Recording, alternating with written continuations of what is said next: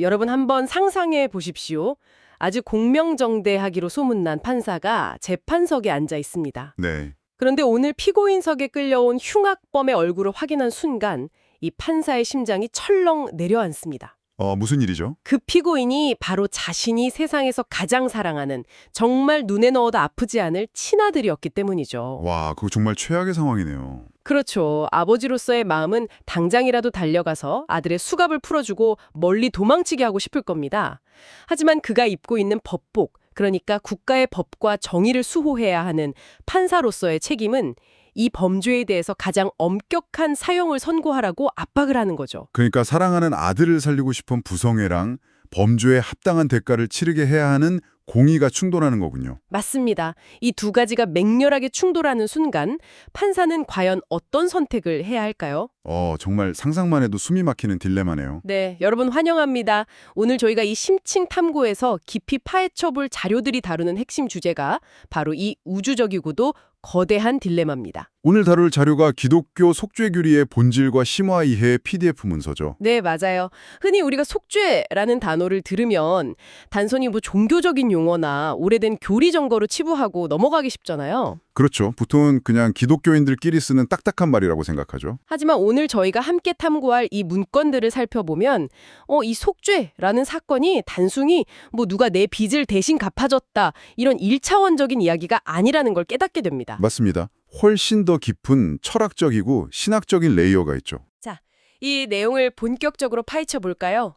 이 우주를 창조한 절대자의 가장 본질적인 두 가지 성품, 즉 무한한 사랑과 절대적인 공의가 어떻게 충돌했고 또 어떻게 완벽하게 해결되었는지 추적하는 아주 놀라운 여정입니다. 방금 진행자님이 들어주신 그 판사의 딜레마 비유가 우리가 오늘 다룰 자료의 뼈대를 정말 정확히 관통하고 있습니다. 그런가요? 네. 보통 사람들은 속죄라고 하면 그 예수라는 인물이 십자가에 못 박혀 죽은 그 단 하루의 물리적 사건만을 떠올리거든요. 사실 저도 자료 읽기 전에는 그렇게 생각했어요. 그냥 그날 하루 일어난 일 아닌가 하고요. 하지만 자료를 깊이 분석해보면 속죄는 어느 날 갑자기 일어난 단일 사건이 아닙니다. 예수의 탄생부터 삶의 모든 순간, 그리고 죽음에 이르기까지의 전생애가 하나의 거대한 속죄의 과정으로 묶여있다는 점이 참 흥미롭죠. 아, 그러니까 전 생애가 하나의 프로젝트 같은 거였군요? 맞아요. 이 사실을 제대로 이해하려면 먼저 방금 말씀하신 그 두 가지 성품, 그러니까 하나님의 사랑과 공의가 왜 그렇게 타협할 수 없는 팽팽한 긴장관계에 있었는지를 들여다봐야 합니다. 네. 자료를 보면 아주 분명하게 명시되어 있죠. 속죄의 근본적인 원인은 딱 두 가지더라고요. 성경에 나오는 그 하나님의 사랑, 그리고 하나님의 공의입니다. 네, 요한복음과 로마서에서 각각 강조하는 부분이죠. 만약 신에게 사랑이라는 성품만 있었다면 어땠을까요? 굳이 누군가를 희생시키거나 복잡한 절차를 거칠 필요 없이 아까 그 판사가 직권을 남용해서라도 아들을 그냥 풀어주는 것처럼 우리를 덮어놓고 용서해 주셨겠죠? 그렇죠. 공의가 없다면 그게 가능했겠죠. 반대로 신에게 공의라는 엄격한 성품만 있었다면 애초에 범죄한 인간을 구원하려 하시지도 않았을 겁니다. 그냥 법대로 즉각적인 영원한 심판을 내리면 그만이니까요. 바로 그 두 가지 극단 중 어느 하나도 포기할 수 없었다는 데서 역설이 발생하는 겁니다. 공의를 무시한 사랑은 위험한 거잖아요. 맞아요. 맹목적인 애착이자 도덕적 붕괴를 의미하죠. 반대로 사랑이 배제된 공의는 그냥 차갑고 기계적인 형벌에 불과합니다. 둘 다 신의 본질에는 어긋나는 거네요. 그렇죠. 자료는 이 두 성품이 신의 본질 안에서 완벽하게 조화를 이뤄야만 했다고 강조합니다.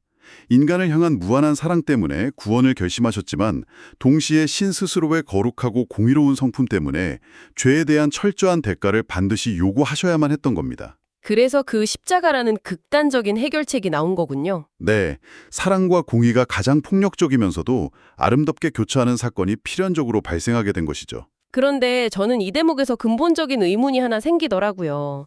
여기서 정말 흥미로워지는 부분이 등장합니다. 어떤 부분이죠?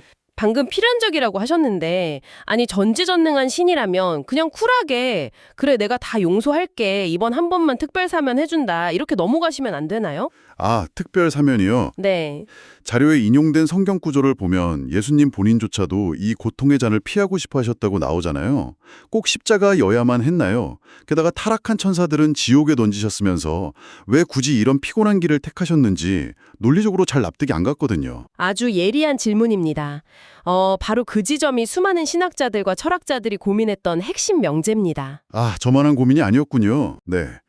우리가 살펴보고 있는 이 자료에서는 이 딜레마를 결과적인 절대적 필요성이라는 개념으로 명쾌하게 설명해냅니다. 결과적인 절대적 필요성, 용어가 약간 까다롭게 들리네요. 용어는 좀 딱딱하지만 원리는 명확합니다.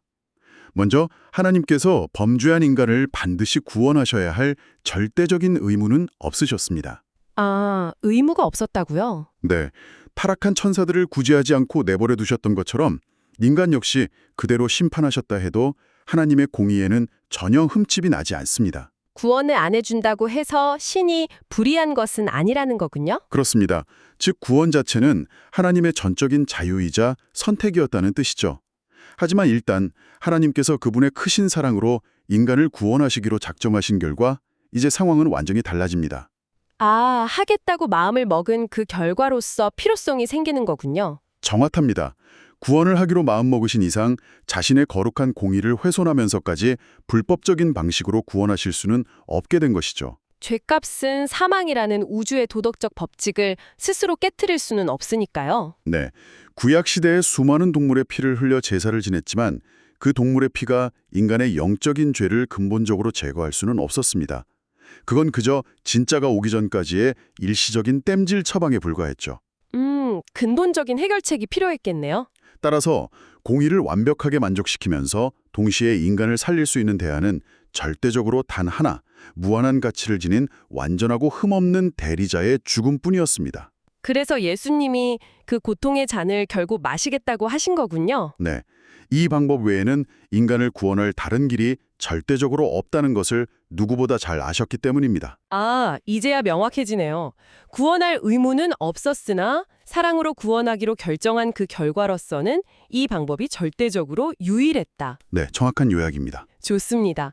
십자가가 유일한 대안이었다는 논리는 완벽히 이해가 됐습니다. 그렇다면 다음으로 파헤쳐 볼 질문은 이것입니다. 도대체 예수님의 생애와 십자가 위에서 구체적으로 어떤 작업이 이루어졌길래 구원이 완성되었는가 하는 점이죠. 그 부분도 자료에서 아주 섬세하게 분석하고 있죠. 네, 자료를 보면 그리스도의 사역을 적극적인 순종과 소극적인 순종으로 분리해서 설명하고 있잖아요. 저는 이 부분을 읽으면서 일종의 은행 계좌가 떠올랐거든요. 오, 은행 계좌 비유요? 흥미롭네요. 네, 우리가 갚을 수 없는 어마어마한 마이너스 빚을 지고 파산 상태에 있다고 가정해 보는 거예요.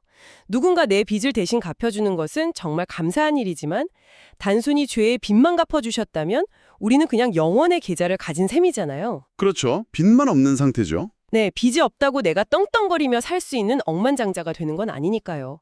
천국이라는 VIP 클럽에 들어가려면 엄청난 잔고, 그러니까 플러스 기록이 필요하다는 식으로 자료의 개념이 시각화되더라고요. 그 은행 계좌 비유를 신학적 메커니즘으로 바로 연결해 볼 수 있겠네요. 먼저 빚을 탕감하여 영원의 상태로 만드는 작업, 즉 우리가 지은 죄에 대한 형벌을 대신 받아주신 사건이 바로 소극적인 순종입니다. 그게 십자가에서의 고통을 말하는 거죠? 맞습니다. 반대로 천국에 합당한 의로움을 확보해서 계좌에 무한대의 플러스 잔고를 채워넣는 작업이 바로 적극적인 순종입니다. 아하, 적극적인 순종이 잔고를 채우는 거군요. 근데 자료에 인용된 성경을 보면 한 사람이 순종하심으로 많은 사람이 의인이 되리라고 하거든요. 예수님은 이 땅에 사시는 전 생애 동안 인간이 지켜야 할 모든 율법을 완벽히 지켜내셨습니다. 평생 동안 단 한 번의 실수도 없이요. 그렇죠. 그 완전한 순종의 공로를 우리에게 넘겨주신 사역, 그게 적극적인 순종입니다. 와, 전생애에 걸친 순종이 플러스 잔고를 만들었다면 이제 가장 무거운 주제인 마이너스 빚의 청산, 즉 소극적인 순종을 들여다봐야겠네요. 네, 십자가에서의 고난이죠. 자료에서는 예수님이 십자가 위에서 겪으신 고통을 단순히 육체적으로 아팠다 정도로 뭉뚱그리지 않고 무려 4가지로 짚어주더라고요. 첫 번째는 역시 육체적 고통이었어요. 당시 로마 제국에서 가장 잔혹한 처형 방식이었죠. 네, 체중에 못에 박힌 손발에 쏠리면서 숨을 쉴 때마다 뼈가 끊어지는 듯한 고통을 느끼는 질식사라고 하니까요. 근데 두 번째 고통부터가 진짜 충격이었어요. 자료가 지적하는 두 번째 고통은 죄를 담당하는 심리적 고통이죠. 맞아요. 완벽하게 깨끗한 분이 모든 추악한 죄악들을 온몸에 뒤집어 썼을 때 느끼는 심리적 혐오감이라고 설명하던데 정말 상상도 안 갑니다. 네. 그리고 세 번째 고통은 버림받으심의 고통입니다. 영원 전부터 단 한 번도 끊어진 적 없었던 하나님과의 완벽한 교제가 단절된 거죠. 아, 그래서 나의 하나님 어찌하여 나를 버리셨나이까 하고 절규하신 거군요. 육체적 고통보다 사랑하는 존재와의 단절이 훨씬 더 끔찍했을 것 같아요. 그런데 여러분, 가장 끔찍했던 네 번째 고통이 아직 남아 있습니다. 네, 자료에서 이 부분을 읽고 저 완전 소름 돋았거든요. 하나님의 맹렬한 진노를 온전히 담당하심. 맞습니다. 이 네 번째 고통을 제대로 이해해야 속죄의 진짜 깊이를 알 수 있습니다. 하나님의 진노란 그냥 짜증이 난 상태가 아니라 죄악을 향한 거룩하고 완벽한 미움의 발현입니다. 원래는 인간이 지옥에서 영원한 시간 동안 받아내야 할 형벌인 거잖아요. 그렇죠. 그런데 예수님은 십자가에 매달려 계셨던 그 유한한 시간 동안 온 인류에게 쏟아져야 할 그 진노의 폭격을 단 한 방울도 남김없이 홀로 다 흡수하셨습니다. 잠깐만요. 유한한 시간 속에서 어떻게 영원한 진노를 다 받아낼 수 있는 거죠? 논리적으로 안 맞지 않나요? 그렇게 생각할 수 있죠. 하지만 고통받으신 분이 무한한 가치를 지니신 신의 아들이셨기 때문입니다. 그분의 무한한 인격적 가치가 우리가 겪어야 할 시간의 길이를 압도하고 보상한 것입니다. 와, 유한한 시간 속에서 무한한 가치로 영원한 진노를 흡수해냈다. 이거 진짜 엄청난 통찰이네요. 피레침이 벼락을 다 흡수해서 건물을 살리는 것처럼 예수님이 우주적 피레침이 되신 거군요. 정확한 비유입니다. 이렇게 처절하고 완벽한 속죄가 이루어졌는데 자료를 보니까 역사적으로 수많은 사람들이 이걸 참 엉뚱하게 오해하고 왜곡했더라고요. 네, 똑똑한 학자들도 오답을 많이 냈죠. 여기서 제가 질문 하나 드릴게요. 구속이라는 단어가 목숨을 배상금으로 지불했다는 뜻이잖아요. 그럼 이 몸값은 대체 누구한테 준 건가요? 누구한테 주었을 것 같나요? 자료에 보니까 오리겐이라는 학자는 사탄에게 주었다고 주장했다는데요.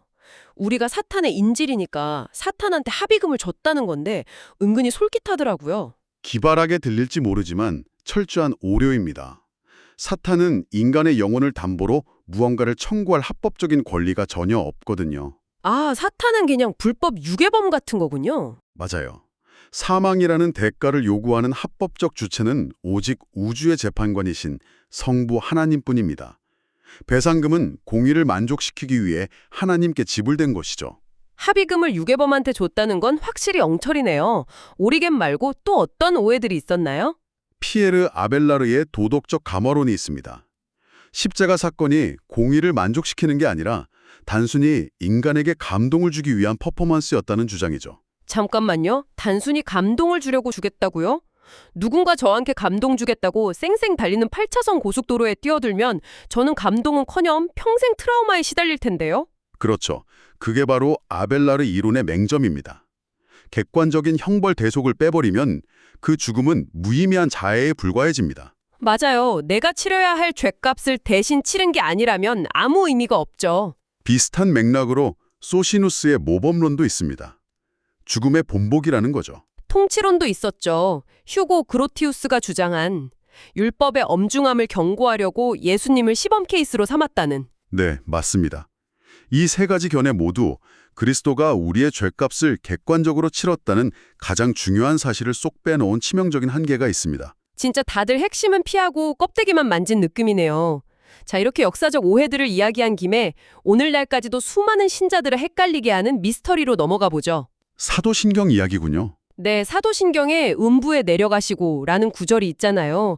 성경 베드로전서에도 옥에 있는 영혼들에게 복음을 전하셨다 이런 내용이 분명히 나오고요. 네, 많이들 혼란스러워하는 부분이죠. 그럼 예수님이 십자가에서 죽으신 뒤에 지옥에 가서 추가로 고통을 받으셨거나 죽은 사람들에게 두 번째 구원의 기회를 주신 게 아닐까요? 이는 아주 중요한 질문을 던지게 만듭니다. 하지만 자료를 보면 예수님이 십자가에서 남기신 결정적인 세 마디로 이 오해를 산산조각 냅니다. 세 마디요? 어떤 거죠? 첫 번째는 다 이루었다입니다. 아, 다 이루었다. 형벌대속이 지옥까지 갈 필요 없이 십자가 위에서 100% 완벽하게 종료되었다는 뜻이군요. 네, 완납 선언이죠. 두 번째는 회개한 강도에게 하신 오늘 네가 나와 함께 낙원에 있으리라입니다. 아하, 지옥이 아니라 바로 낙원으로 가셨다는 걸 직접 인증하셨네요. 맞습니다.